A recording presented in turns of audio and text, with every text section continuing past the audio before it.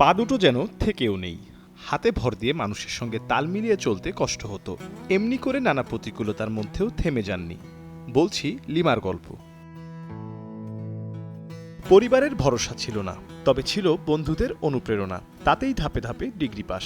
এবার স্নাতকোত্তরে ভর্তি ইচ্ছুক পটুয়াখালীর গলাচিপা উপজেলার লিমা আক্তার।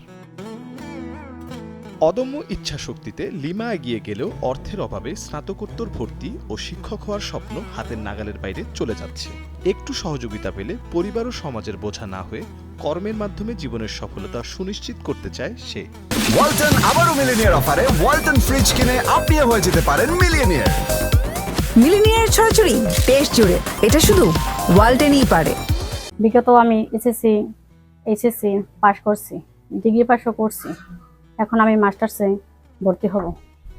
মাস্টার্সে ভর্তি হওয়ার যে আমার পরিকল্পনা আছে, এখন আগে বিগত অনেক সাহায্য সহযোগিতা সবাই আমারে দিছে, কলেজ থেকেও দিছে, গ্রামের ভাই ব্রাদারাও দিছে। এখন আমার পরিবার আমার খরচ চালাবার মতো এখন তারা পারছে না।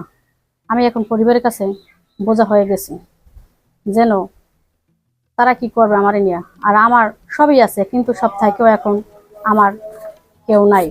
পরিবারে 3 মেয়ে ও 1 ছেলের মধ্যে লিমা সবার ছোট। প্রাত্যহিক কাজের সঙ্গী মা ও বোন। পড়াশোনা করতে পারার পেছনে পরিবারের মানুষগুলোর অবদানও কোনো অংশে কম নয় বলে জানান লিমা। আমার একটি মেয়ে একটু প্রতিবন্ধী, তাদের আমি লেখাপড়া করছে না, তার সুন্দর মতো লেখাপড়া করছে।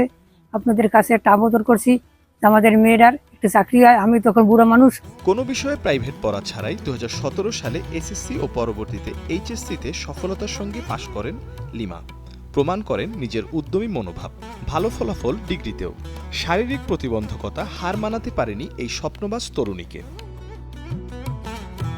পটুয়াখালী থেকে সাইমন রহমান এলিটের পাঠানো তথ্য ও চিত্রে মির্জা সানোয়ার হোসেন, কালের কণ্ঠ।